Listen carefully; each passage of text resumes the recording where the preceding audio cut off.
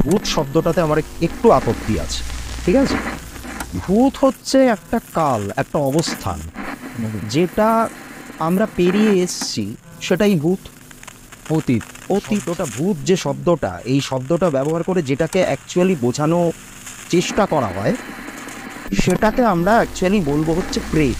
এই আত্মহনন করলে পরে সেই বিদেহীদের গতি আবার কিন্তু একটু অন্যরকম, তার একটা টাইম লুপের মধ্যে আটকা। হ্যাঁ, এটা আমি শুনেছি যে মানে তার প্রত্যেক জন্ম হয়তো তারা পাবে, কিন্তু তারা ওই সেম সিচুয়েশনটাকে আবার তাকে ফেস করতে না, ওভারকাম করতে হয়।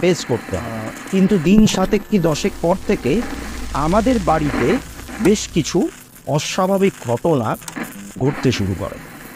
অস্বাভাবিক ঘটনা ইন দ্য সেন্স, মানে রাত বিরেতে হঠাৎ করে মনে হচ্ছে ধূপধাপ ধূপধাপ করে কিছু আওয়াজ। এটা যেদিন বিয়েটা ঠিক হয়েছে তার দিন 7 কি 10 দেওয়ালের ওপর হঠাৎ করে খুব বিদঘুটে টাইপের মার্কিংস, অনেক ধরনের চিহ্ন দেখা যাচ্ছে, যে চিহ্নগুলোর কিন্তু কোনো মিনিং হয় না। মানে ওটা যে ওইগুলো যে কিসের চিহ্ন, মানে একটু সাংকেতিক টাইপ অফ, মানে রাত্রির 9টা কি 9:30 বাজে কি 9:45 বাজে, হঠাৎ ওরা শুনতে পাচ্ছে দরজায় বেল, কলিং বেল কেউ একটা বাজিয়েছে। খুলে দেখছে যে যেই মেয়েটির সাথে বিয়ে হওয়ার কথা, সে কি 15 পেরোনোর পর, তাও পেরোয়নি বোধহয়, স্নেহাশিস তার ঘর থেকে শুনতে পাচ্ছে তার দাদার রীতিমতো আর্তনাদ, রীতিমতো একটা আর্তনাদ। যে কি হলো ব্যাপারটা, ও ছুটে গেছে, দেখছে ওর দাদা দরজা খুলে বেরিয়ে এসে হাঁপাচ্ছে রীতিমতো, মুখ পুরো ফ্যাকাশে হয়ে গেছে, মুখের কোনো রং নেই, ডুবে গেছে প্রায়, প্রচণ্ড ভয় পেয়েছে যাকে বলে। তো হচ্ছে কি হয়েছে দাদা?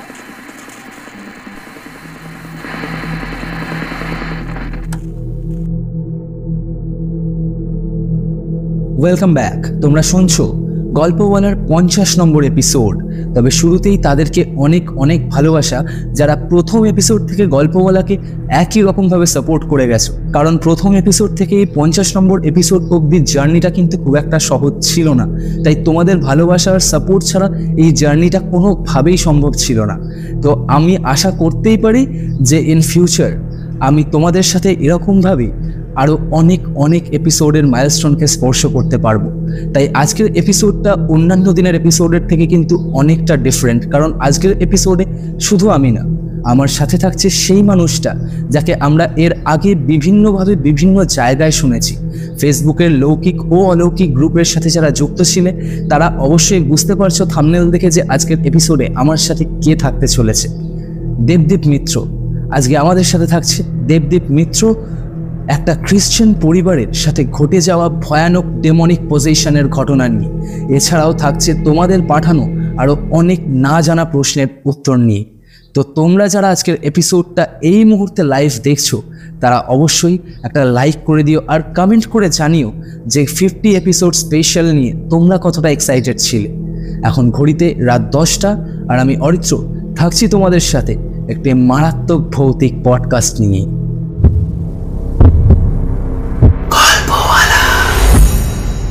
Spotify original horror podcast.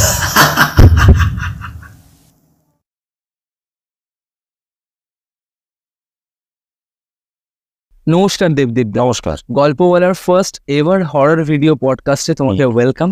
তো তোমার কেমন লাগছে এখানে এসে? আমার খুব ভালো লাগছে, আমি খুবই এক্সাইটেড, খুবই সুন্দর সেট আপ তোমার। কারণ হচ্ছে গল্প বলার 50তম এপিসোড আমরা রিলিজ করতে চলেছি। তো এই 50তম এপিসোডে আমি চেয়েছিলাম আমার শ্রোতা বন্ধুদের জন্য বা লিসেনার্সদের জন্য কিছু একটা করতে, কারণ তারা সবসময় বলে এসেছিল যে পডকাস্ট চায়। তো আমি পডকাস্টের জন্য এমন কাউকে খুঁজছিলাম যে যার কাছে ঘটনাগুলো শুনলে সেই রিয়েল ফিলটা আমরা পাবো। ওকে, আর যে অ্যাকচুয়ালি জিনিসগুলো ফেস করেছে, এরকম নয় যে আমি কারোর থেকে শুনে এসে ঘটনাটা বলছি, বাট আমি তোমার কাছ থেকে ঘটনা শুনেছি। যেমন এর আগে আমি ফেসবুকের লৌকিক ও অলৌকিক গ্রুপে তোমার ঘটনা শুনেছি, ইনফ্যাক্ট কোস্ট অফ দ্য চ্যানেলেও আমি ঘটনাটা শুনেছি। সত্যি কথা বলতে মন্দারমণির যে ঘটনাটা তুমি বলেছিলে ওটা শুনে আমি রীতিমতন ভয় পেয়েছিলাম। আমি কোস্ট অফ দ্যাকে ফোন করেও জানিয়েছিলাম কথাটা যে আমার লিটারালি ভয় লেগেছে। তো আমরা যারা এই সাবজেক্টগুলো নিয়ে কথা বলতে ভালোবাসি, মানে এই ভৌতিক এন্টিটিস বা প্যারানর্মাল যে ইনসিডেন্টস গুলো নিয়ে আমরা কথা বলি, বা আমরা যারা এই জিনিসগুলো ফেস করেছি, তাদের সবার তরফ থেকেই তোমার কাছে আজকের এপিসোডের শুরুতেই আমি একটা প্রশ্ন করতে চাই যে ভূত ম্যাটারটা বা ভূত যে এক্সিস্টেন্সটা, এটা তোমার কাছে কিভাবে ডিফাইন করে? আচ্ছা, দেখো, প্রথমেই আমি বলি এই ভূত শব্দটাতে আমার একটু আপত্তি আছে। ঠিক আছে, ভূত হচ্ছে একটা কাল, একটা অবস্থান যেটা আমরা পেরিয়ে এসছি, সেটাই ভূত। অতীত অতীত, অতীতটাই হচ্ছে ভূত। কিন্তু যেই শব্দটাতে, মানে যেই শব্দটা ভূত, যে শব্দটা, এই শব্দটা ব্যবহার করে যেটাকে অ্যাকচুয়ালি বোঝানো চেষ্টা করা হয়, সেটাকে আমরা অ্যাকচুয়ালি বলবো হচ্ছে প্রেত। সেটাকে আমরা ভূত বলবো না, সেটাকে বলবো প্রেত বা আত্মা। ঠিক আছে, আত্মা মানে হলো একজন ব্যক্তি, তার যখন জীবনকালটা শেষ হয়ে যাচ্ছে, শেষ হয়ে যাওয়ার পর তার দেহ থেকে যে চেতনার পিণ্ডটা নির্গত হচ্ছে, সেটাই হলো আত্মা, যেটাকে আমরা সোল বা স্পিরিট বলি ইংরেজিতে। এক্ষেত্রে কি আমরা প্রেত আর আত্মা দুটোকে এক করতে পারি কখনো? না, দুটোকে এক করা যাবে না। এবারে প্রেত শব্দটা কখন আসছে সেটাতে আমি আসি। তো এবার মৃত্যুর পর তো তার দেহ থেকে ওটা নির্গত হলো, একটা চেতনা বা একটা এনার্জি বা একটা ঊর্জা যাকে বলি, বা জীবনী শক্তি, যেটা তার দেহটাকে চালনা করে নিয়ে যাচ্ছিল এতগুলো দিন ধরে, সেটা নির্গত হলো। এবার নির্গত হওয়ার পর তার গতিটা কিরকম হবে?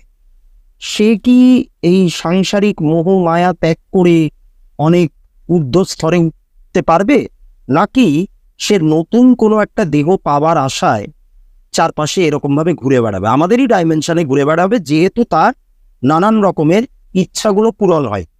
কিন্তু প্রত্যেকবারই যে সে মনুষ্যজনিতেই জন্ম নেবে তার কোনো মানে নেই। হ্যাঁ, যেটা আমাদের শাস্ত্র বলে যে 84 লক্ষ জনি পেরোনোর পর তারপরে মানব জন্ম হয়। তা একটা জীবন শেষ করবার পর তার পরবর্তী জীবনটাও যে মনুষ্য জন্মই হবে এমন কিন্তু কোনো কথা নেই। তাও অনেক ক্ষেত্রে আবার দেখা গেছে যে মনুষ্যজনিতও জন্ম হয়, কারণ আমরা যে সমস্ত পূর্বজন্মের ইনসিডেন্টগুলো বিভিন্ন জায়গায় আমরা পড়েছি বা দেখেছি, তাতে বলা হচ্ছে যে দুটো জন্মের মাঝখানে হয়তো 10-15 বছরের একটা গ্যাপ ছিল, তারপরে আবার সে মানুষ হয়েই জন্মেছে। এবারে 84 লক্ষ জনিতে যাকে জন্মগ্রহণ করতে হবে, তার নিশ্চয়ই দুটো মানব জন্মের মাঝখানে 15 বছরের গ্যাপ থাকবে না, তার বেশিই থাকবে। তো সেইগুলো আর কি।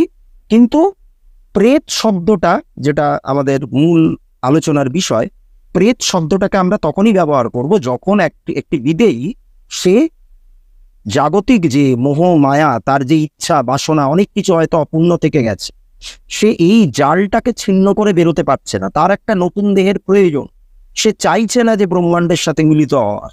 আচ্ছা, তখনই তাকে আমরা প্রেতাত্মা বলবো। এই কারণেই কি অতৃপ্ত আত্মা কথাটা বলা হয়? অতৃপ্ত আত্মাও ওই প্রেতাত্মারই একটা ফর্ম বলা যেতে পারে, অতৃপ্ত। এবারে অতৃপ্তির যে ইন্টেন্সিটিটা, সেটা ভ্যারি করবে, কারোর মধ্যে বেশি, কারোর মধ্যে কম, কারোর মধ্যে প্রতিহিংসাটা একটু বেশি থাকবে, সে হয়তো ইনজাস্টিসের শিকার হয়ে মারা গেছিল, তাকে হয়তো খুন হতে হয়েছিল, এরকম নানান রকম ব্যাপার থাকতে পারে। তো সেটা ভ্যারি করে কে কিরকম অবস্থানে মারা যাচ্ছে তারও। মানে আমি যতটুকু জেনেছি যে আমাদের মৃত্যুর সময় আমাদের এনার্জিটা ঠিক যতটা অ্যাক্টিভেটেড থাকে, এনার্জিতে যেই রকম ভাইবস থাকে, তো আমাদের মৃত্যুর পরেও নাকি আমাদের স্পিরিট বা সোল, আমরা যেটাকেই বলি, তো তাদের মোটিভ অনেকটা সেরকমই হয়ে যায়। অনেকটা সেরকমই হয়ে যায়। মানে ধরো তুমি যেটা বললে, আমি সেটা একটা উদাহরণস্বরূপ বলি।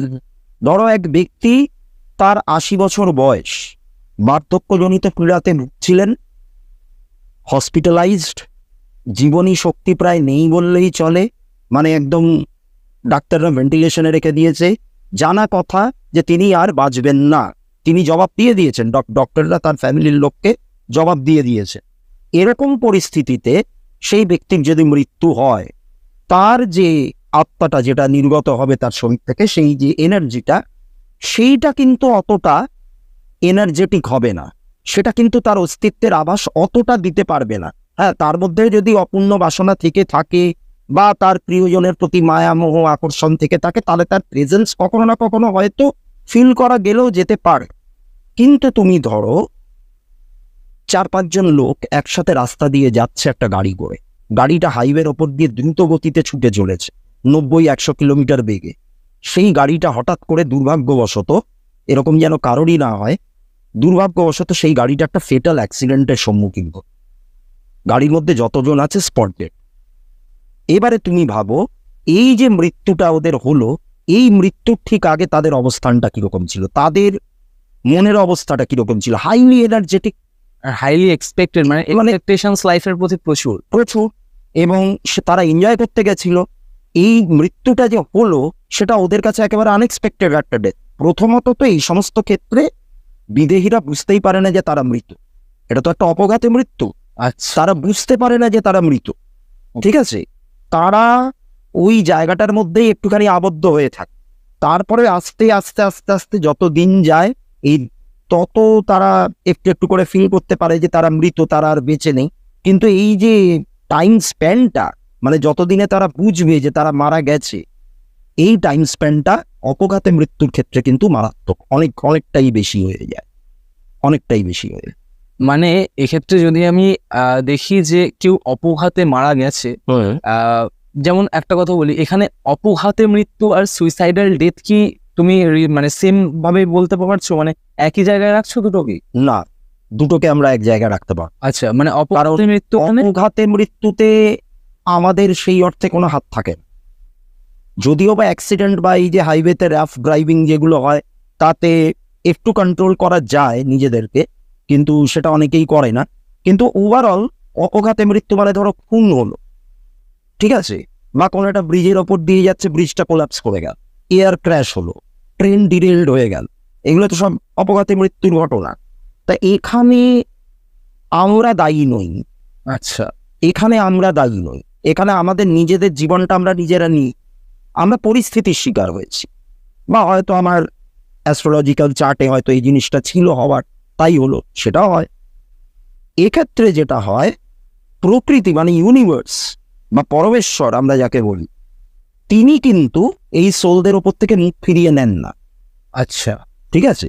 কিন্তু যারা আত্মহনন করে, ঠিক আছে, গলায় দড়ি দিল বা ডেলিভারেটলি জলে ঝাঁপ দিল, স্লিপিং পিলস খেলো, বিষ খেলো, এদের ক্ষেত্রে বলা হয় যে প্রকৃতি কিন্তু এদের প্রতি বিরূপ হয়ে, যেহেতু তারা নিজেদের জীবন, এই জীবনটা তারা নিজেরা সৃষ্টি করেনি, তাই এটাকে ধ্বংস করারও অধিকার তাদের নেই। তো কাজেই ওইটাকে একটা পাপ হিসেবে ধরা হয়। এবারে দেখো, এই কথাটা বললে পরে আজকাল আমি যেটা দেখেছি অনেক জায়গায়, অনেক লোকে, যে সে এমন একটা পরিস্থিতির মধ্যে ছিল, হ্যাঁ, আপনি কি করে জানছেন যে তার মনের অবস্থাটা কিরকম ছিল, তাই জন্য সে আত্মহত্যা করেছে? দেখো, আত্মহত্যাটা কোনো সলিউশন না। এটাকে ডেভিয়েট করাই যায়, নানান রকম ভাবে ডেভিয়েট করা যায়। কত খারাপ একজন মানুষের হতে পারে। আমরা যদি আজকে রাস্তা দিয়ে যাই, কলকাতায় লাখো লাখো আমরা মিলিয়নস এন্ড মিলিয়নস অফ দেখতে পাবো, হোমলেস পিপল, একদম অসহায়, তারা অসহায়ের মতো পড়ে রয়েছে। তা প্রত্যেকেই কি আত্মহত্যা করছে? না, করছে না। কিন্তু আবার দেখা গেল অনেকে একটু পান থেকে চুন কষেছে, মানে মাধ্যমিকের রেজাল্ট খারাপ হলো, কি বান্ধবীর সাথে ব্রেকআপ হয়ে গেল, বা একটুখানি আর্থিক অনটন, আত্মহত্যা করে ফেললো। এবার ওটা কোনো সলিউশন হতে পারে, বা চূড়ান্ত একটা অপমানের শিকার হয়ে অনেকে করে এই সমস্ত কাজ। তো যাই হোক, তা এই আত্মহনন করলে পরে সেই বিদেহীদের গতি আবার কিন্তু একটু অন্যরকম, তার একটা টাইম লুপের মধ্যে আটকা। হ্যাঁ, এটা আমি শুনেছি যে মানে তার প্রত্যেক জন্ম হয়তো তারা পাবে, হ্যাঁ, কিন্তু তারা ওই সেম সিচুয়েশনটাকে আবার তাকে ফেস করতে না, ওভারকাম করতে হবে, এটা ঠিক। শ্রীমদ ভগবদ গীতা অনুযায়ী এই জিনিস, এটা আত্মহননের যে মানে এফেক্টটা সেটা। তো এরপর আমরা যে টপিকের জন্যই আজকে আমাদের তো তুমি যদি বলো, মানে এই ঘটনাটা কি তোমার সাথে ঘটেছে? এই ঘটনাটা আমার এক কলিগের সাথে ঘটেছে। আচ্ছা, এটা মানে যেই ঘটনাটা আমি বলতে চলেছি আজকে, এটা আজ থেকে 10 বছর আগের ঘটনা, ঠিক আছে? আমি তখন শিক্ষকতার জগতে প্রবেশ করি।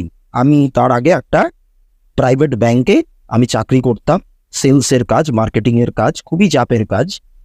তা সেই কোম্পানিতে আমি যখন ঢুকি, ওটাই ছিল আমার প্রথম চাকরি জীবন। তা সেই কোম্পানিতে যখন আমি ঢুকি, সেই ব্যাংকে, সেখানে প্রথমে তো একটা ট্রেনিং হয়। ট্রেনিং প্রায় 10-15 দিনের একটা ট্রেনিং সেশন ছিল। তারপরে আমাদের যে গ্রুপটা ছিল তাদেরকে আলাদা আলাদা করে বিভিন্ন ব্রাঞ্চে অ্যালট করা হয়। তা আমার যে ব্রাঞ্চটা ছিল সেটা ছিল হচ্ছে ওই গড়িয়া ক্রস করে মহামায়াতলা বলে একটা জায়গা আছে, অনেকেই শুনে থাকবেন নামটা। তো ওই মহামায়াতলার ওদিকে আমার ব্রাঞ্চটা ছিল। ওকে। তা সেই ব্রাঞ্চে আমাকে অ্যালট করা হয়। তা আমি জয়েন করি ওখানে জয়েন করার পর ওখানকার যে ব্রাঞ্চ ম্যানেজার, তার কাছে আমাকে রিপোর্ট করতে হয়, তার সাথে আমার আলাপ হয়, পরিচয় হয়। এবং প্রথম দিন যেদিন কাজের, তো সেদিন অন্যান্য যে সমস্ত এই ব্রাঞ্চে কর্মরত যে যারা রয়েছেন আর কি, তাদের প্রত্যেকের সাথে আমার আলাপ হয়, একটা পরিচিতি হয়। তা ওদের মধ্যে সবাই দেখলাম মোটামুটি আমার থেকে একটু সিনিয়র, কিন্তু একটি ছেলে ছিল যে আমার সমবয়সী তখন। তার সাথে আমার একটু হৃদ্যতার সম্পর্ক গড়ে ওঠে। ছেলেটির নাম হচ্ছে স্নেহাশিস বিশ্বাস। আমি পরে জানতে পেরেছিলাম সে একটি বাঙালি খ্রিস্টান, মানে নেটিভ খ্রিস্টান আর কি। তা সেই ছেলেটার সাথে আমার একটা হৃদ্যতার সম্পর্ক হয়, ভালো রকম বন্ধুত্ব হয়। তা অফিস ফেরত আমরা একসাথে ফিরতাম অটো স্ট্যান্ড থেকে। ও যেত ঠাকুরপুকুরের দিকে, ও ঠাকুরপুকুরে থাকতো, আর আমি চলে আসতাম গড়িয়ার দিকে। তা এইভাবেই কাটছিল দিনকাল, কাটছিল কাজের চাপ, নানান রকম টার্গেটের প্রেশার। তা এবার হঠাৎ একদিন ওই স্নেহাশিস আমাকে বলল যে ওর দাদা, তার বিয়ের দেখাশোনা হচ্ছে। আচ্ছা। তার বিয়ের জন্য দেখাশোনা হচ্ছে। তা ওর দাদা আইটি কোম্পানিতে কাজ করে, আইটির কাজ করে। আর ওর বাবাও এককালে গভর্নমেন্ট সার্ভিস করতেন, মানে রেলওয়েজে কাজ করতেন, শ্রেয়াশিসের বাবা। ওকে। তা এবার ওর দাদার নাম ছিল হচ্ছে শুভাশিস। তা ওর বিয়ের দেখাশোনা চলছে। তা আমাকে বলেছে যে ঠিক আছে, ভালো কথা। তা এবার দিন 7 কি 10 পর আমি স্নেহাশিসের মুখ থেকেই শুনছি যে ওর দাদার বিয়ে ঠিকও হয়ে গেছে, মানে একজন পাত্রীকে ওদের পছন্দ হয়ে গেছে। তা আমি কনগ্রাচুলেট করলাম। তা এরপর আবার দিন কাটছে। এবারে মাঝে মধ্যে স্নেহাশিসের সাথে অফিসে দেখা হতো, কারণ আমাদের তো সেলস কলে বেরিয়ে যেতে হতো। অনেক সময় এমনও হতো যে একজনের সাথে আরেকজনের দেখা হচ্ছে না। এবার বাড়িতে ফেরার আগে যখন আমরা আবার ফার্দার ব্রাঞ্চে রিপোর্ট করতাম, তখন হয়তো একটু দেখা হতো, ওই যে একটু চা কফি খেতাম, একটু আড্ডা মেরে তারপরে বাড়ির দিকে। তাই এবার এরকমই দিন কাটতে কাটতে হঠাৎ আমি একদিন দেখলাম যে স্নেহাশিস একটু একটু একটু একটু করে, মানে যখনকার ঘটনাটা আমি বলছি তখন হচ্ছে তোমার আগস্ট কি সেপ্টেম্বর মাস। এটা কোন ইয়ারের? এটা হচ্ছে তোমার ওই 2012 কি 13 সালের ঘটনা। আচ্ছা, ঠিক আছে। তা আগস্ট কি সেপ্টেম্বর মাস। আর আমি যেটা শুনেছিলাম যে ওর দাদার বিয়েটা, এই বিয়েটাকে কেন আমি এমফাসাইজ করছি, কারণ ওই পুরো ঘটনাটা কিন্তু এই বিয়ে কেন্দ্রিক। আচ্ছা, ঠিক আছে, এই বিয়েটাকে কেন্দ্র করে পুরো ঘটনা। তা ওর দাদার বিয়েটা হবে হচ্ছে ডিসেম্বরের ফার্স্ট উইকে, এরকম কোনো একটা টাইমে। তা এবার যত দিন যাচ্ছে আমি দেখছি স্নেহাশিসের মধ্যে থেকে সেই একটা প্রাণবন্ত ভাব, ও এমনিতে প্রচন্ড মিশুকে, প্রচন্ড রকম এক্সাইটেড থাকতো, উইদাউট এনি রিজন, সবসময় একটুখানি হাসি খুশি, সবার সাথে মিলেমিশে থাকা, গল্প করা। কিন্তু যত দিন যাচ্ছে আমি দেখলাম ওর মধ্যে থেকে এই জৌলুসটা কিন্তু কমে যাচ্ছে, এই এক্সাইটমেন্টটা অনেকাংশে কমতে শুরু করে। তা আমি একদিন জিজ্ঞাসা করলাম যে কি হয়েছে, এবং সেইটার এফেক্ট কিন্তু ওর কাজের উপরেও পড়তো। ঠিক আছে, ও কাজে মন দিতে পারতো না, টার্গেট ঠিক মতো অ্যাচিভ করতে পারতো না, যে কারণে ওকে ম্যানেজমেন্টের থেকে বা বসের থেকে অনেক রকম কথা টথা শুনতে হতো। তা আমি ওকে একদিন জিজ্ঞাসা করলাম যে স্নেহাশিস কি হয়েছে, তুই এরকম চুপচাপ হয়ে যাচ্ছিস, মন মরা, এনি প্রবলেম, বাড়িতে কোনো সমস্যা কিছু হচ্ছে? তা তখন স্নেহাশিস আমাকে বলছে যে আমি তোকে বলতাম ব্যাপারটা, এর আগে অনেকে কিন্তু প্রশ্নটা করেছে, আমিও করেছি, কিন্তু বারবার ও এড়িয়ে গেছে। তো এবার যখন আমি একা ওকে এই ব্যাপারটা বলেছি বা জানতে চেয়েছি, তখনও আমাকে বলছে যে এই দাদার বিয়েটাকে কেন্দ্র করে আমার মনে হচ্ছে কিছু অদ্ভুত ব্যাপার ঘটছে, এবং সেই ব্যাপারগুলো এতটাই ইন্টেন্স লেভেলে পৌঁছে যাচ্ছে যে মনে হচ্ছে বিয়েটা হবে না। আচ্ছা, আমি একবার মাঝখানে কাটছি, যে যার বিয়ে ছিল তার নাম ছিল শুভাশিস। তার নাম ছিল শুভাশিস, সে ছিল স্নেহাশিসের দাদা। ওকে। তা মনে হচ্ছে এই বিয়েটা আমাদের, মানে আমি দাদার এই বিয়েটা বোধহয় হবে না, মানে সম্পন্ন হবে না সফলভাবে। তাই বললাম যে কেন, কি হয়েছে? তা বলছে যে না, এই বিয়েটা যখন ঠিক হলো তার দিন 7 পর সেই মেয়েটিকেও আমাদের পছন্দ হয়ে গেছিল, মানে আমাদের পরিবারের দাদার সাথেও তার একটা ভালো বন্ডিং, ভালোই লেগেছে দুজনকে। কিন্তু দিন 7 কি 10 পর থেকে আমাদের বাড়িতে বেশ কিছু অস্বাভাবিক ঘটনা ঘটতে শুরু করে। অস্বাভাবিক ঘটনা ইন দ্য সেন্স, মানে রাত বিরেতে হঠাৎ করে মনে হচ্ছে ধূপধাপ ধূপধাপ করে কিছু আওয়াজ।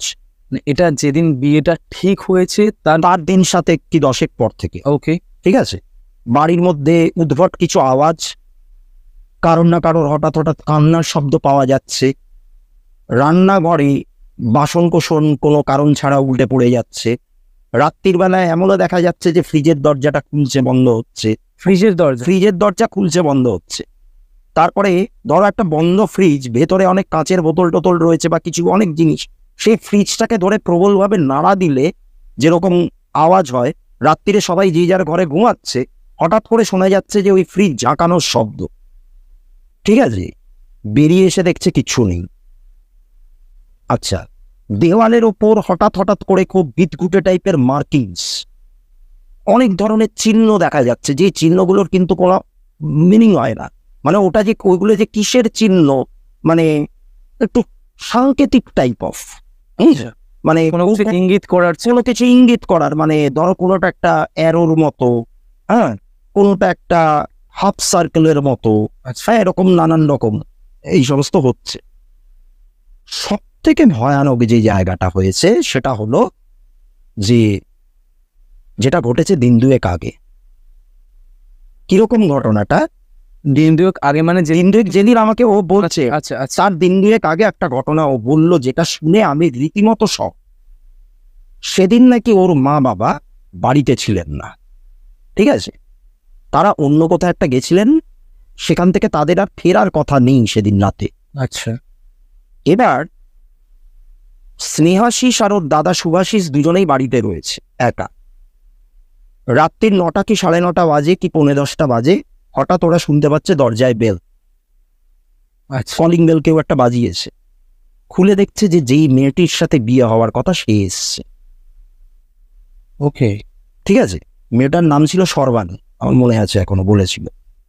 তা সেই সর্বাণী বলে মেয়েটি এসছে, হাসি মুখে দরজায় দাঁড়িয়ে আছে। তা বলছে যে এমনি একটু দেখা করতে এলাম আঙ্কেল আন্টির সাথে, মানে শুভাশিসের মা বাবা আর কি। তা তখন শুভাশিস বলেছে যে না, ওনারা তো নেই। তা তার দিন 2 আগে ওই মেয়েটির সাথে ও ডেটিংয়েও গেছিল, প্রি ম্যারেজ ডেটিংয়ে গেছিল, বেরিয়েছিল। আচ্ছা, তা এবার এসছে নর্মাল আর কি। তা বলছে যে ওনারা তো নেই, তা তুমি কি ওনাদের সাথেই দেখা করতে এসছো? বললেন যে হ্যাঁ, আমি ভাবছিলাম একটু ওনাদের সাথে দেখা করবো, আমি এই দিক দিয়েই যাচ্ছিলাম একটা কাজে, আমি ফিরছিলাম আর কি বাড়িতে, মেয়েটিও চাকরি করত। তা তখন আমি ভাবলাম যে একটু দেখাটা করে যাই। আর ওই মেয়েটির বাড়িটাও কিন্তু ওদের বাড়ির কাছাকাছি, খুব যে একটা দূরে তা কিন্তু নয়। তা বলছে যে আমি ফিরছিলাম এই দিক দিয়ে, তা একটু দেখা করার জন্য এসছিলাম। তা বলছে যে মা বাবা তো বাড়িতে নেই, ঠিক আছে, এসছো যখন তুমি এসো, ঘরে আসো। তো ওকে ঢুকিয়েছে, ইয়েতে বসিয়েছে তোমার লিভিং রুমে। তা বলছে যে একটু চা বা কফি কিছু খাবে। তখন মেয়েটি বলতো ওর শুভাশিসকে, মানে স্নেহাশিসের দাদাকে, যে সেসব পরে হবে, আজকে যেহেতু তোমার মা বাবা নেই, একটু তোমার আলাদা করে একটু তোমার ঘরে চলো, তোমাকে আমার কিছু বিশেষ কিছু কথা বলবার আছে। আচ্ছা, বিশেষ কিছু কথা আমার তোমাকে বলবার আছে। তখন কি স্নেহাশিস ছিল? শ্রেয়াশিস বাড়িতে। আচ্ছা, শ্রেয়াশিস তখন বাড়িতে। তা তখন শুভাশিস ওর ভাইকে বলছে, স্নেহাশিসকে বলছে যে ভাই তুই একটু তোর ঘরে যা, আমি একটু কথা বলে আসছি। তা গেছে, ওরা ঢুকেছে, মানে শুভাশিসের যেটা নিজস্ব ঘর সেখানে ঢুকেছে। ওরা কিন্তু বেশ বড় লোক পরিবার। তা ঢুকে দরজা টরজা বন্ধ করে দিয়েছে। মিনিট 10 কি 15 পেরোনোর পর, তাও পেরোয়নি বোধহয়, স্নেহাশিস তার ঘর থেকে শুনতে পাচ্ছে তার দাদার রীতিমতো আর্তনাদ, রীতিমতো একটা আর্তনাদ। যে কি হলো ব্যাপারটা, ও ছুটে গেছে, দেখছে ওর দাদা দরজা খুলে বেরিয়ে এসে হাঁপাচ্ছে রীতিমতো, মুখ পুরো ফ্যাকাশে হয়ে গেছে, মুখের কোনো রং নেই, উড়ে গেছে প্রায়, প্রচন্ড ভয় পেয়েছে যাকে বলে। তো হচ্ছে কি হয়েছে দাদা, তুই এরকম করছিস কেন? দাদা তখন থরথর থরথর করে কাঁপছে, তার আর কথা বলার মতো কোনো অবস্থা নেই। আর এই সর্বাণী বলে মেয়েটি? বলছি যে যে এসছিল সে সর্বাণী নয়। হোয়াট? যে এসছিল সে সর্বাণী নয়। তার অদ্ভুত, মানে সে আমার সাথে কথা বলতে বলতে সে একটা বিকট মূর্তি ধারণ করলো, করে আমার উপরে অ্যাটাক করতে এলো, কিন্তু একটা জিনিস ওকে বাঁচিয়ে দিয়েছিল, যেটা আমি সেটা পরে বলছি। মানে তার রীতিমতো নাকি বিভৎসতার রূপ, ঠিক আছে, কিন্তু যে করেই হোক না কেন ও প্রাণে বেঁচে গেছে। আর ওইটা মানে ও দেখছে আর কি, সুআশিস, যে যখন অ্যাটাক করতে এলো তার ঠিক মানে within a fraction of second ও যেন মানে পুরো মিলিয়ে গেল আর কি রাতের অন্ধকারের মতো। আচ্ছা, ঠিক আছে। তা তখন আমি স্নেহাশিসকে জিজ্ঞাসা করলাম যে এটা আমার বিশ্বাস হলো না, যে একজন এলো, এসে তার রূপ পরিবর্তন হয়ে গেল, সে তোর দাদার উপরে অ্যাটাক করতে গেল, তারপরে সে মিলিয়ে গেল, এইগুলো আমার ঠিক বিশ্বাসযোগ্য লাগছে। তা তখন বলছে যে তুই বিশ্বাস করিস কি না করিস, দেখ ওই শেপ শিফট হয়ে যাওয়াটা যেটাকে আমরা বলি, সেটা আমি নিজে চোখে দেখিনি, কিন্তু ওই সর্বানিধি যে এসছিল, ঠিক আছে, সেটা তো আমি দেখেছি।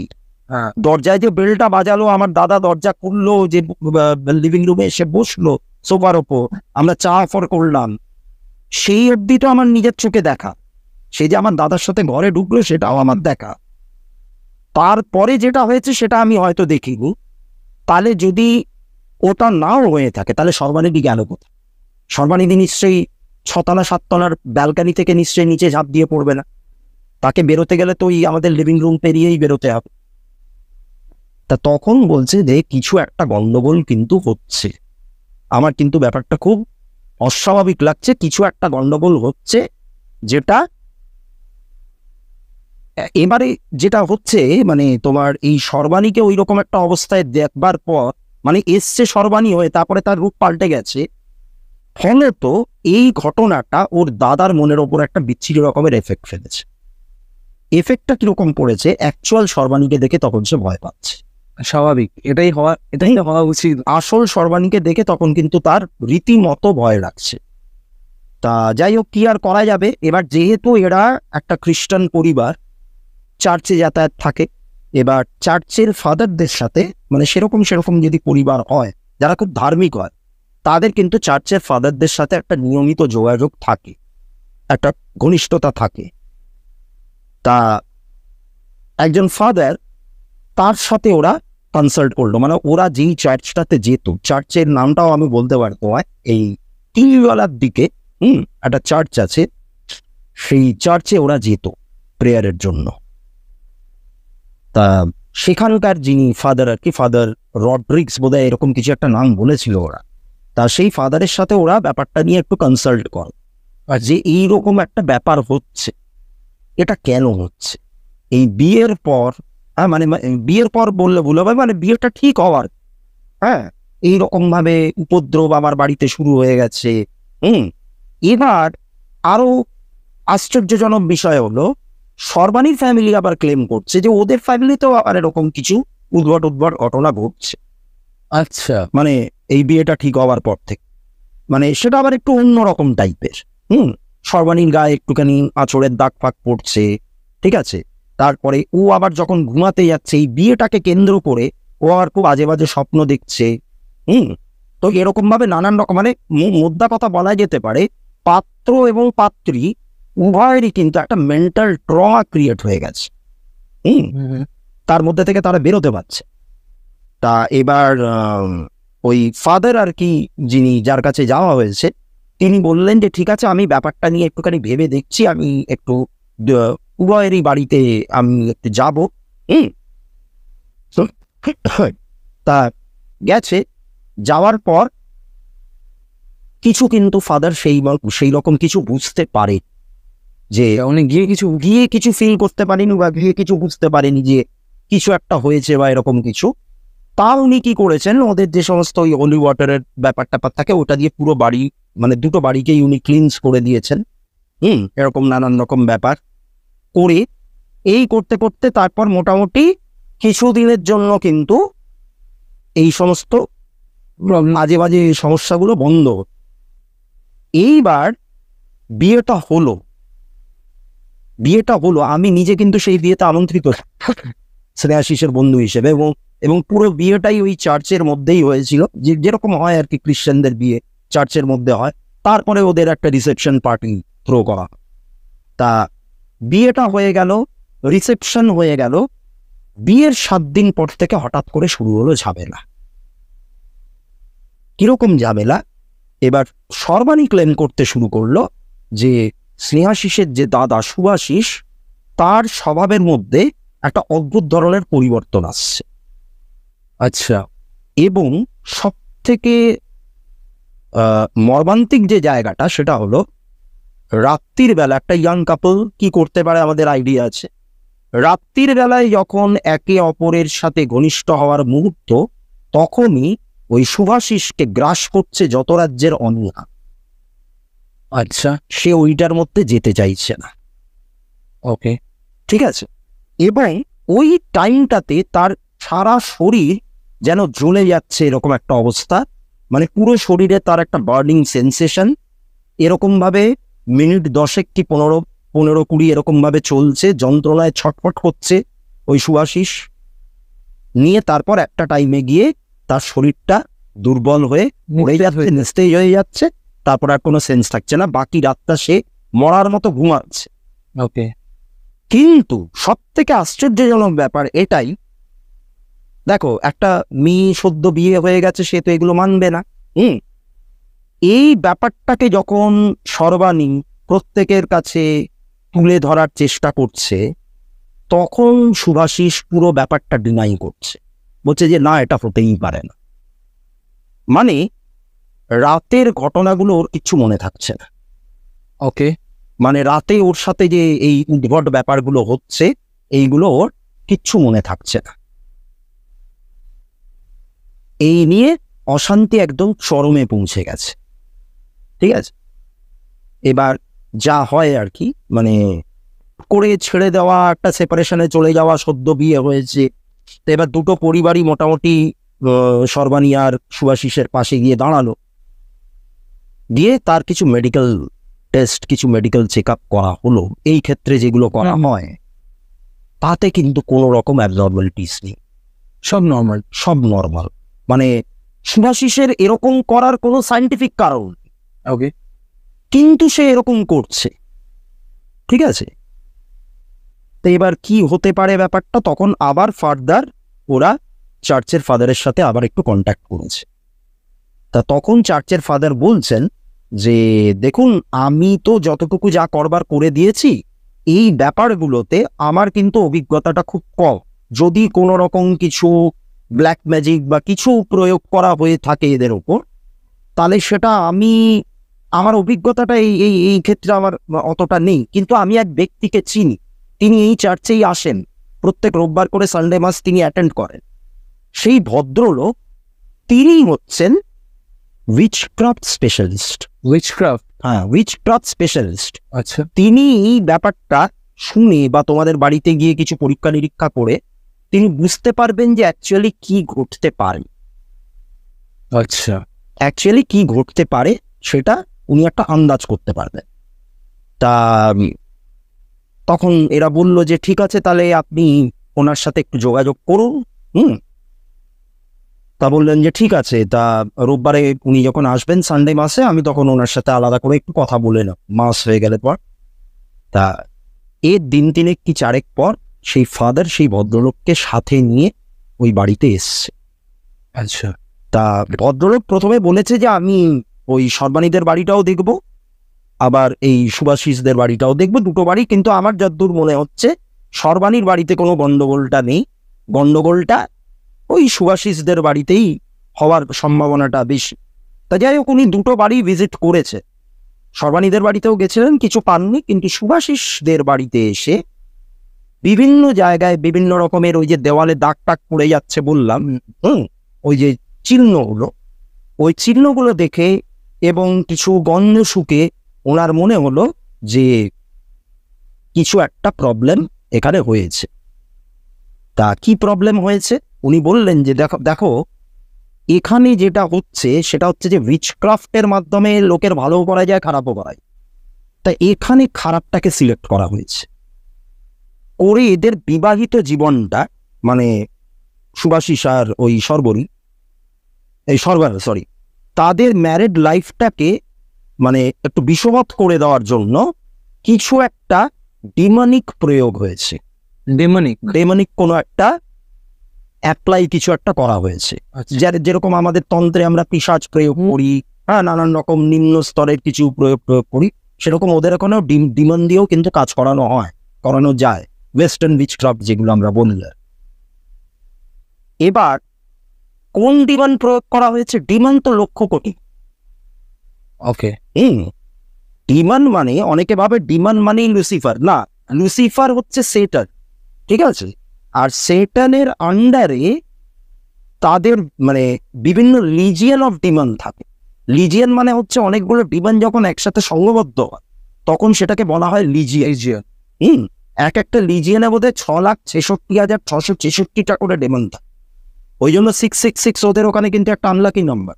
6 নাম্বারটাকেও মানে ওয়েস্টার্ন কান্ট্রিতে 13 তো আনলাকি বটেই, 6 নাম্বারটাও কিন্তু ওদের কাছে খুব একটা ভালো নয়। আচ্ছা, আমাদের নিউমেরোলজিতে আবার 6 হচ্ছে ভিনাসের নাম্বার। আবার দেখো, আমরা ভিনাস যেটাকে আমরা শুক্রদেব বলি, যিনি হচ্ছেন দৈত্যগুরু, ওদের ভিনাস কিন্তু আবার অ্যাসোসিয়েটেড উইথ লুসিফার, যে হচ্ছে ডিমনদের রাজা। একটা মানে স্লাইট একটা সিমিলারিটি একটা কিন্তু পাওয়া যাচ্ছে। তো যাই হোক, সেইগুলো পরের কথা। তা বলছে যে একটা ডিমন আছে যার নাম হচ্ছে অ্যাসমোডিয়াস। এটা একটা গ্রিক নাম, গ্রিক বা ল্যাটিন এরকম কিছু একটা নাম। এই অ্যাসমোডিয়াসের প্রয়োগ করে স্বামী স্ত্রী মানে নব্য বিবাহিত যে স্বামী স্ত্রী তাদের মধ্যে অশান্তি লাগানো। ওর কাজটাই ওটা। আচ্ছা, ওর কাজটাই ওটা, বিয়ে ভেঙে দেওয়া।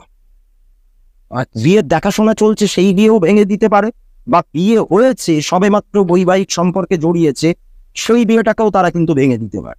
সেই অ্যাসমোডিয়াসের পাওয়ার হচ্ছে এটা। শুধু ভেঙে দেওয়া না, হাজব্যান্ড ওয়াইফের মধ্যে অশান্তি লাগানো, হাজব্যান্ডকে পরকীয়াতে লিপ্ত করা। আচ্ছা, ঠিক আছে, এইরকম নানান রকম।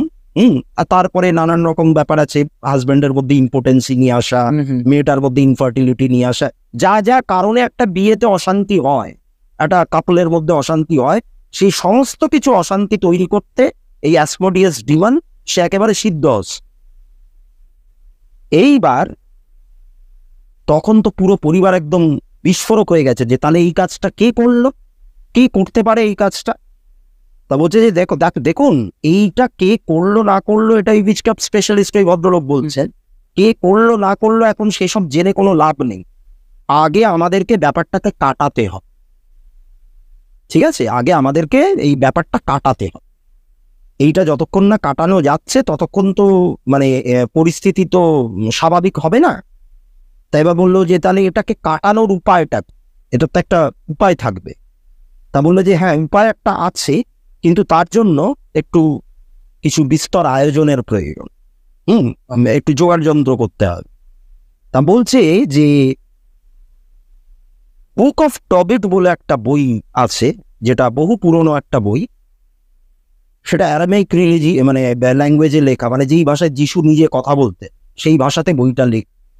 সেই বইটাতে একটা চ্যাপ্টারে মানে একটা অধ্যায়তে লেখা আছে যে কিভাবে এই ডিমন অ্যাসমোডিয়াসকে এনকাউন্টার করা যায়। এবং ডিমন অ্যাসমোডিয়াসকে এনকাউন্টার করতে গেলে সব থেকে বেশি যিনি সাহায্য করেন তিনি হচ্ছেন আর্কঅ্যাঞ্জেল রাফায়েল। ঠিক আছে, এই অ্যাঞ্জেলটা আবার অ্যাঞ্জেলোলজিতে চলে যাচ্ছে, অ্যাঞ্জেলরা আবার একটা আলাদা অন্য রকমের এন্টিটি। তা এবার এই আর্কঅ্যাঞ্জেল রাফায়েলের সাথে এই অ্যাসমোডিয়াসের কিন্তু একটা পুরনো শত্রুতা আছে। আচ্ছা, এই অ্যাঞ্জেল আর পরি কি এক? না। আচ্ছা, না, পরি আর অ্যাঞ্জেল এক না। অ্যাঞ্জেল হচ্ছে তোমার দেবদূত, যেটাকে ইসলামে বলা হয় ফরিস্তা, সেটাই হচ্ছে তোমার বাইবেলে অ্যাঞ্জেল। মানে এঞ্জেল কথাটা তোমার একটু অ্যাব্রাহামিক রিলিজিয়ান গ্যাসা। আচ্ছা, ঠিক আছে, অনেকে ভাবে আমাদের এই যে হিন্দু ধর্মে যে অপ্সরা তারাই অ্যাঞ্জেল, না। অপ্সরা কনসেপ্ট অন্য, পরীর কনসেপ্ট অন্য। এঞ্জেলরা হচ্ছে পরীর থেকে অনেক অনেক উপরের স্তরের।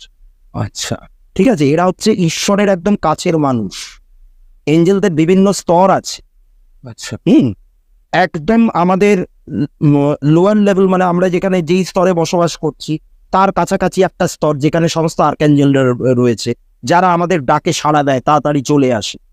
আর এঞ্জেলদের মধ্যে সব থেকে পাওয়ারফুল হচ্ছেন আর্কাঞ্জেল মাইকেল, যে প্রত্যেকটা স্তরেই ঘোরাফেরা করেন এবং ওনার আন্ডারেই প্রত্যেকটা এঞ্জেলস রয়েছে।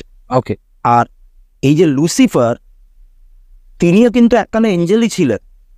ঠিক আছে, তিনি কিন্তু মানে পরমেশ্বরের খুব কাছের একজন মানুষ ছিলেন, কিন্তু কোনো না কোনো কারণে ক্ষমতার লোভ বলো বা শক্তি, মানে পাওয়ারের একটা গ্রিড, ডিজায়ার, ওটা তৈরি হয়ে যাবে তার, পরমেশ্বরের বিরুদ্ধে উনি চলে যান। তো তখন আর্কাঞ্জেল মাইকেলের সাথে তার একটা যুদ্ধ হয়। সেই যুদ্ধে তিনি পরাজিত হন। পরাজিত হওয়ার পর তিনি হেভেন থেকে তাকে কাস্ট আউট করে দেওয়া হয়। আচ্ছা, তার যেমন আমাদের শাস্ত্র রয়েছে, যেমন অসুরদেরকে স্বর্গ থেকে বিতাড়িত করা হয়েছিল প্রথমে। হ্যাঁ, মানে হ্যাঁ ওই রকম টাইপেরই আর কি। আচ্ছা, হ্যাঁ, তা এই যে কাস্ট আউট করে দেওয়া, এটাকেই, এই কনসেপ্টটাকেই বলা হচ্ছে fallen angel. Fallen angel. Okay. এবং এই ডিমনদের মধ্যে আমরা যাদেরকে দেখতে পাই তাদের মধ্যে বেশিরভাগই কিন্তু ফলেন, অর্থাৎ তারা কোনো না কোনো টাইমে কিন্তু এঞ্জেল ছিল।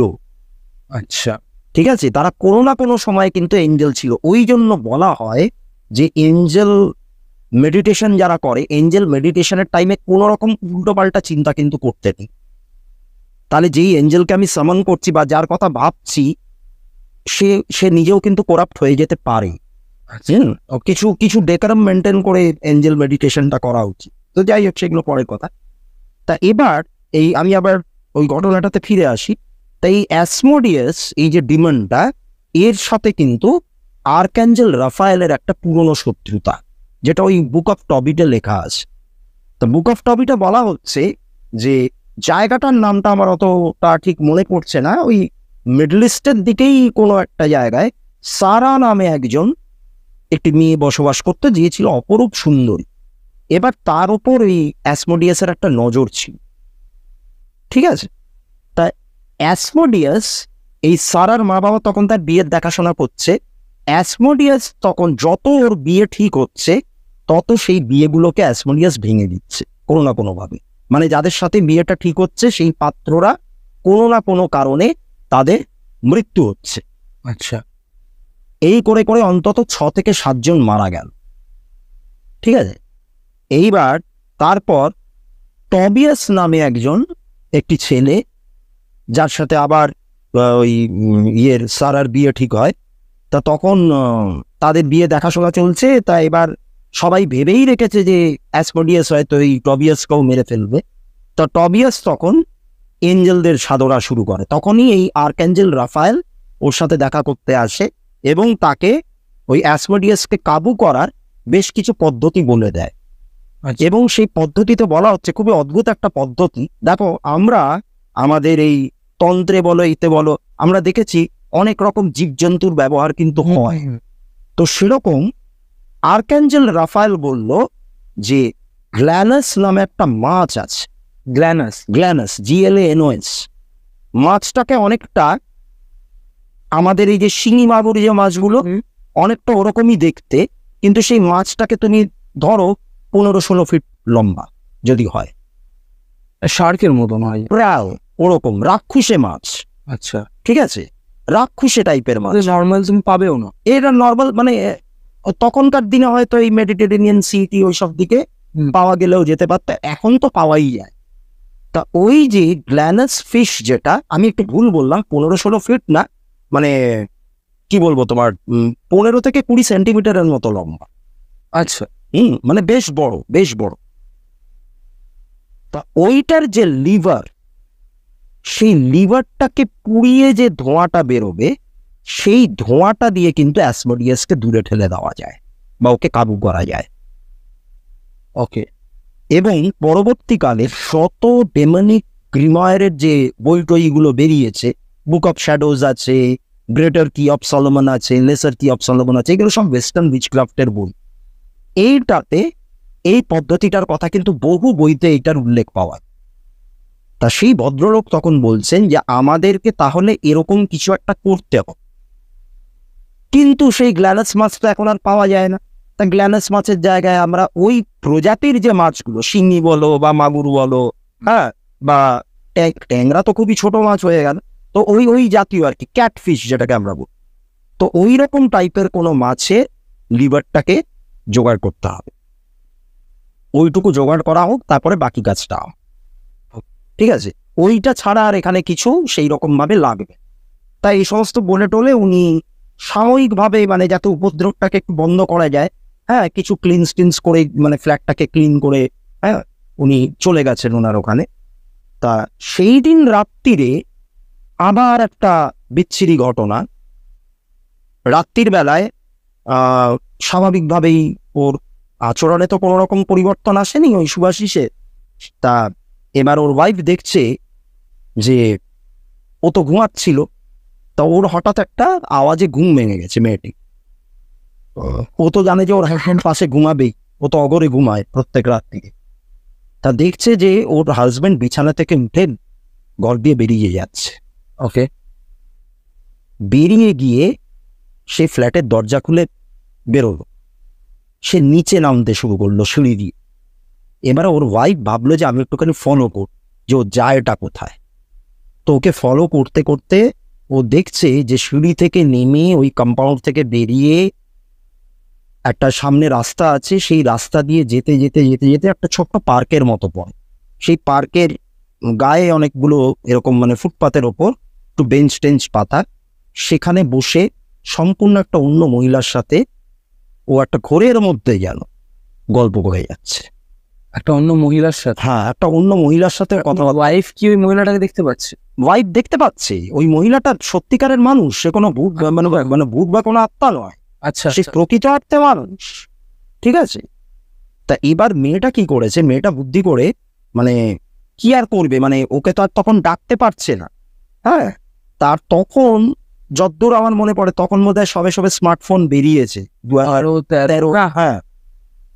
একটু দু একটা ছবি তুলে নিয়েছে ওই ইয়েটার ছবি নিয়ে, তারপর দেখছে যে ওর হাজব্যান্ড আবারও সেই একই রকম ঘোরের মধ্যে হাঁটতে হাঁটতে আবার কম্পাউন্ডে ফিরে এলো, ওদের ফ্ল্যাটে ঢুকে পড়লো। ওর ওয়াইফ যে পুরো জিনিসটা সাইড থেকে দেখেছে বা সেটাকে ফোনে ক্যাপচার করেছে, সেই সব আরও বুঝতে পারেনি। তা এই করে ওরা ঢুকে গেল ভেতরে। এইবার পরের দিন সকালে যখন ছবিটা দেখানো হচ্ছে, ওর বাড়ির লোকজনকে দেখিয়েছে, ওর হাজব্যান্ডকে দেখাই, ওর বাড়ির লোকজনকে দেখিয়েছে, ওর মাকে, ওর বাবাকে দেখিয়েছে যখন, তখন বলছে যে এ তো ওর কলিগ। এই যে মেয়েটা, ও যেখানে কাজ করে আইটি কোম্পানিতে, সেখানে এই মেয়েটিও কিন্তু কাজ করে, আশেপাশেই তো থাকে। আচ্ছা, ঠিক আছে, এর সাথে রাতে বেরিয়ে কেন গল্প করছে? তাহলে কি এই যে যত কিছু ঘটছে তার পেছনে কি ও? এইটা দেখে তখন ওদের একটু, মানে একটু আন্দাজ ওরা করতে পেরেছে কোনোভাবে সময়। তা সেই ভদ্রলোক যিনি আর কি কাজটা করবেন, তাকে ব্যাপারটা দেখিয়েছে। দেখানোর পর সে বলছে যে হতেও পারে, হয়তো এই মেয়েটার ওকে পছন্দ, হ্যাঁ, বা এই মেয়েটার সাথে ও কোনো একটা রিলেশনে ছিল। সবকিছু তো আর একটা ইয়াং ছেলে তো আর সবকিছু বাড়িতে বলবে না, তা হয়তো কোনোভাবে ব্রেকআপ হয়ে গেছিল, এখন এই মেয়েটার সঙ্গে বিয়ে হয়েছে, ও হয়তো কষ্ট পাচ্ছে, সেই জন্য ওর দিকে ঘোরানোর জন্য এই সমস্ত, এরকম নানান। তা তখন শুভাশিসের বাবা তিনি বললেন যে আমি তাহলে এদের বাড়িতে যাব, আমি চিনি এদের বাড়ি, গিয়ে তাহলে আমি ডাইরেক্ট একে এনকাউন্টার করবো যে ইনি এরকম করছেন কেন, এই মেয়েটি ও তার বাবার সাথেও আমি কথা বলব। তা তখন বলছে, ওই ভদ্রলোক বলছে যিনি আর কি উইচক্রাফটটা করবেন, যে দেখুন আপনি যদি গিয়ে চার্জও করেন, ওরা কি আর স্বীকার করবে? শুধু শুধু একটা ঝামেলা লাগে, আপনি ওগুলো করতে যাবেন না, ওগুলো শুধু শুধু চার্জ ওগুলো করতে যাবেন না, একটা মিথ্যে অশান্তি হবে, একটা অপমান বদনাম হবে। আমি যেটা করে দিচ্ছি তাতে আপনার ছেলে এই বিপদের হাত থেকে বেরিয়ে আসে, এটুকু আমি গ্যারান্টি দিতে পারি। তারপরে ওদের সাথে কি হলো না হলো সেটা পরের কথা, সেখানে আমারও কোনো হাত নেই, আপনারও কোনো হাত নেই। এইগুলো যারা প্রয়োগ করে তাদের ওপর সেটা রিটার্ন ব্যাক করে কোনো রকম। একদম একদম, এটা আমি, সেটা আমাদের আর কিছু করার নেই, সেই ব্যবস্থা অন্য কেউ কর।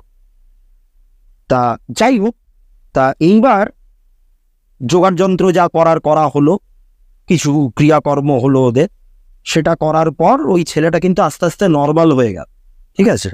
এবং ও বিপদের মুখ থেকে বেরিয়ে এলো। কিন্তু পবিত্র, যেই মেয়েটাকে ওরা সাসপেক্ট করছিল সে দিন 5 মধ্যে কিন্তু মারা যায়। যে মেয়েটাকে সাসপেক্ট করছিল, মানে যে রাতে দেখা করতে এসেছিল, হ্যাঁ, সেই মেয়েটা কিন্তু দিন 5 মধ্যে মারা যায়।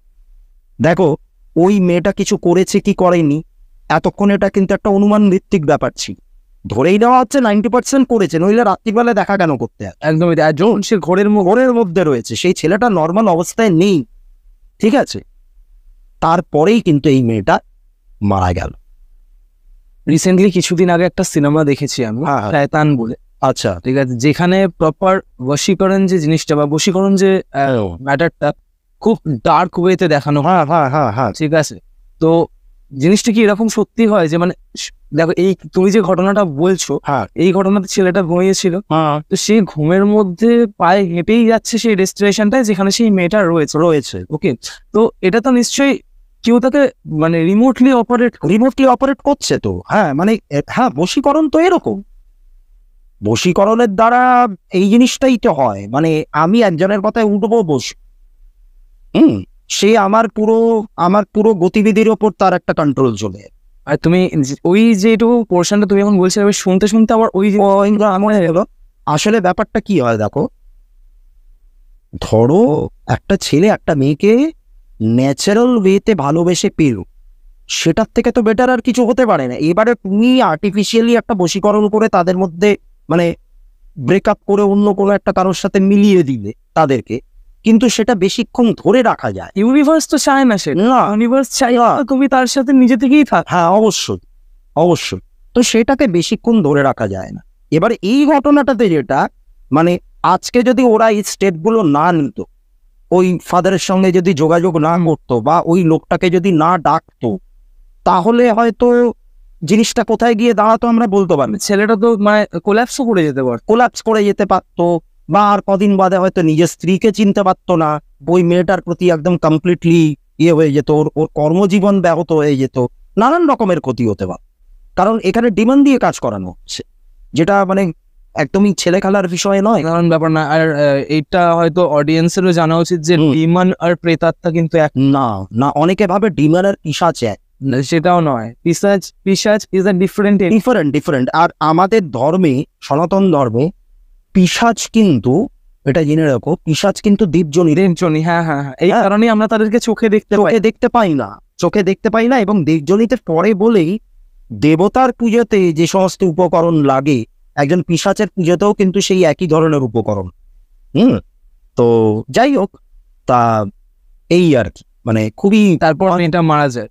ওই মেয়েটা মারা যায়, মানে যে আর কি কাজগুলো করাচ্ছিল বলে মনে করা হলো, নইলে সেও বা কেন হঠাৎ করে মারা যায় উইদাউট এনি রিজন। 3 দিনের জ্বর, তারপরেই মারা গেছে, মানে কিছু আর করার সুযোগও পাওয়া যায়।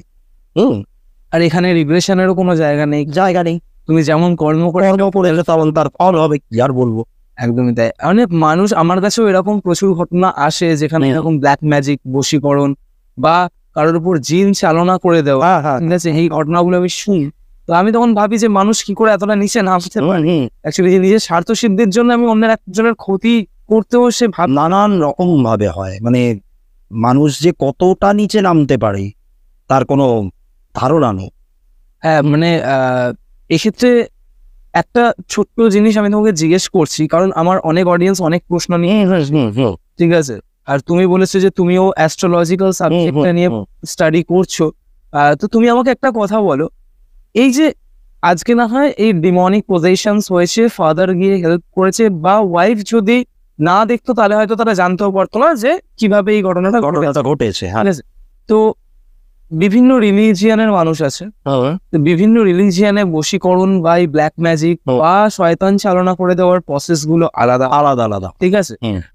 আমরা যারা হিন্দু ধর্মে বিলং করি বা আমরা যারা সনাতন ধর্মে বিলং করি, সে আমাদের সনাতন ধর্মেও প্রচুর ডার্ক ওয়েতে কালো জাদু বা ব্ল্যাক ম্যাজিক হয়, ঠিক আছে। তো সেইগুলো যাতে না হয়, মানে আমি যেটা জানতে চাইছি যে আজকে সাপোজ আমার উপর কেউ ব্ল্যাক ম্যাজিক করছে, ওকে, তো আমি নিজেকে কিভাবে প্রোটেক্টেড রাখবো যাতে কেউ আমার উপর ব্ল্যাক ম্যাজিক না করতে পারে।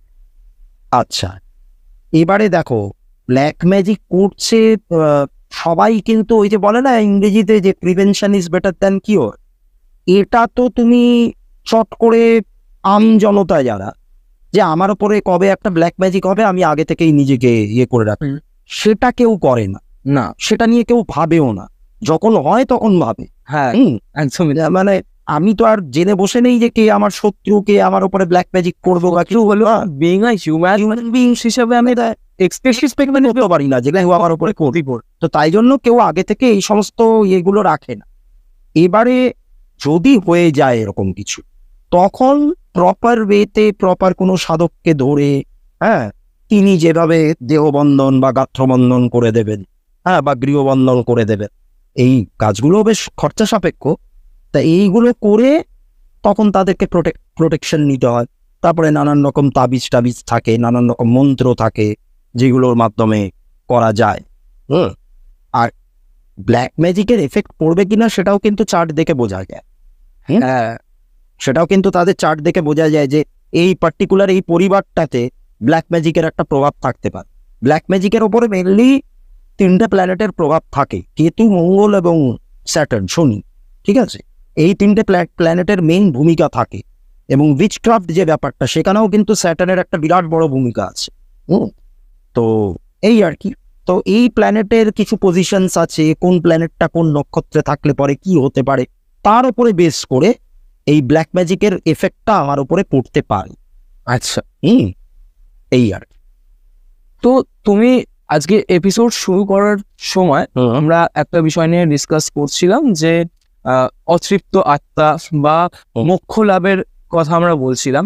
তো কিছুদিন আগে আমাকে একজন জানায় যে, যেমন আমি তোমাকে বলছি, গত বছর নভেম্বর আমার অফিসেরই একজন কলিগের মৃত্যু হয়, ঠিক আছে? ওকে, কলিগেরই মৃত্যু হয়।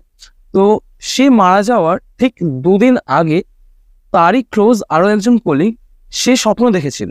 আচ্ছা, যে তাকে কোন একটা মেল ভয়েস এটা বলছে, তোমার যা কাজ আছে তুমি শেষ করে নাও, যাতে তোমাকে আর ফেরত আসতে না হয়।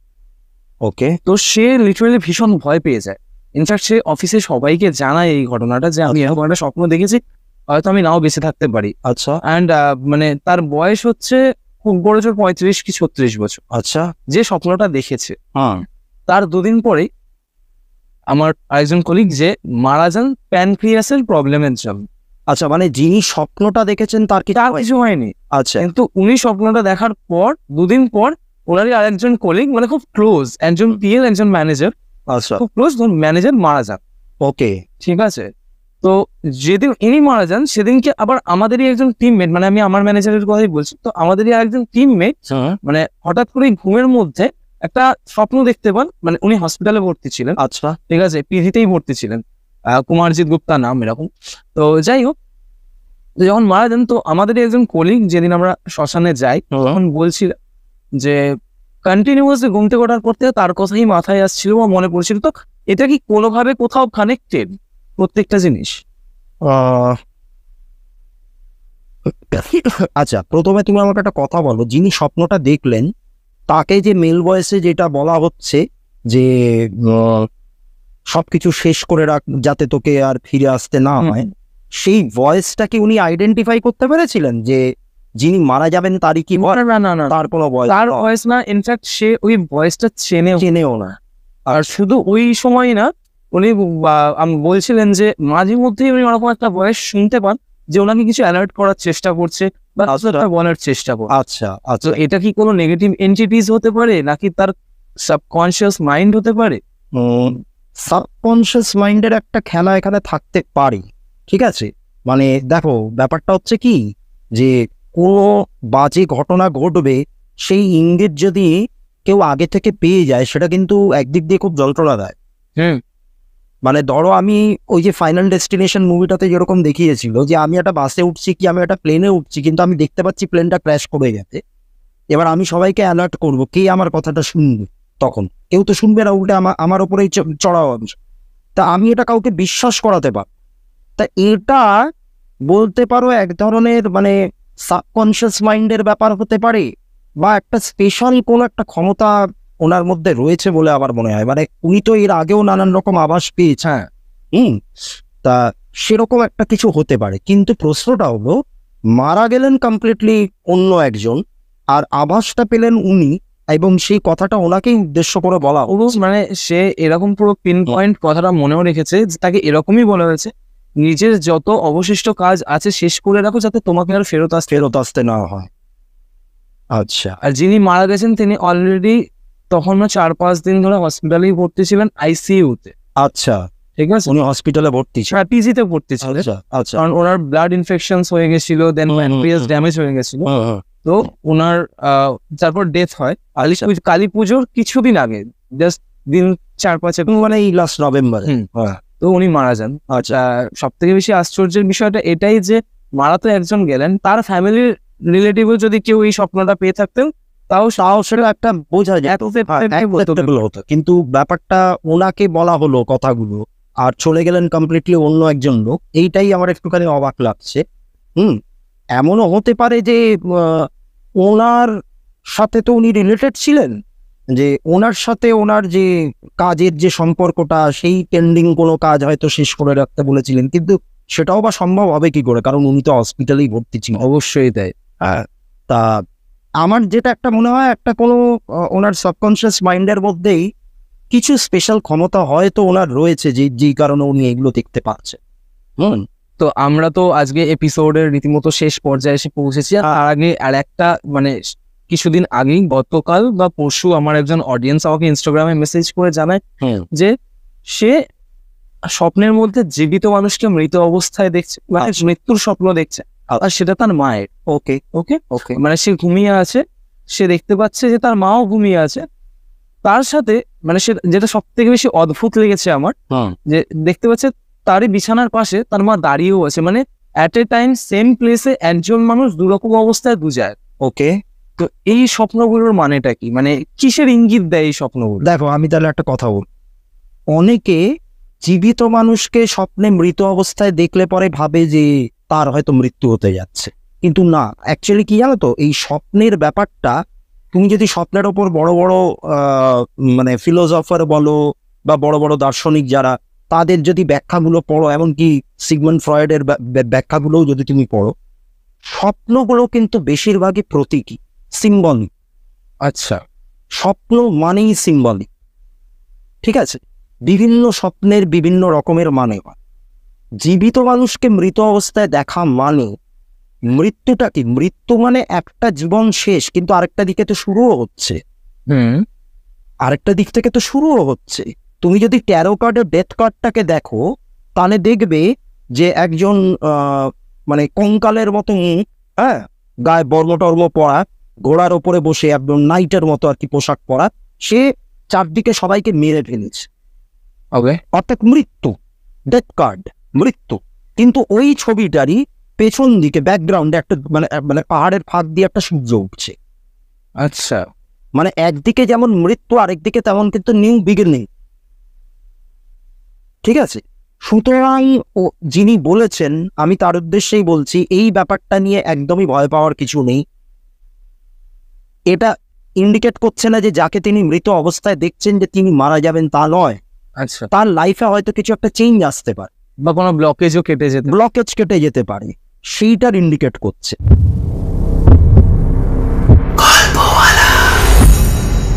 Spotify original horror podcast. তো কেমন লাগলো আজকের এপিসোড, কমেন্ট করে জানাতে ভুলো না। আর ইন ফিউচারে যদি এরকম পডকাস্ট তোমরা আরও দেখতে চাও, সেটাও কিন্তু কমেন্টের মাধ্যমে আমাকে জানিও। যদি আজকের এপিসোড ভালো লেগে থাকে তাহলে একটা লাইক করে দিও, আর শেয়ার বাটনে প্রেস করতে ভুলো না। আর যদি গল্পওয়ালা ইউটিউব চ্যানেলের নতুন শ্রোতা হয়ে থাকো, বা যারা নতুন লিসনার্স, তারা গল্পওয়ালা ইউটিউব চ্যানেলটাকে সাবস্ক্রাইব করে স্পটিফাই পডকাস্টটিকেও ফলো করে দিও, কারণ গল্পওয়ালা আমাদের প্রত্যেকের নিজেদের যৌথ পরিবার। আর তোমরাও যদি চাও তোমাদের জীবনে ঘটে যাওয়া কোনো রিয়েল লাইফ হরর ইনসিডেন্ট আমার সাথে শেয়ার করবে, তাহলে আমার ইনস্টাগ্রাম আইডি storyteller_অরিত্রকে ফলো করে ইনবক্সে ঘটনা লিখে পাঠাতে পারো। আজকের এপিসোড আমি এখানেই শেষ করছি। আগামী শনিবার আসছি নতুন কোনো গল্প বা ঘটনা নিয়ে।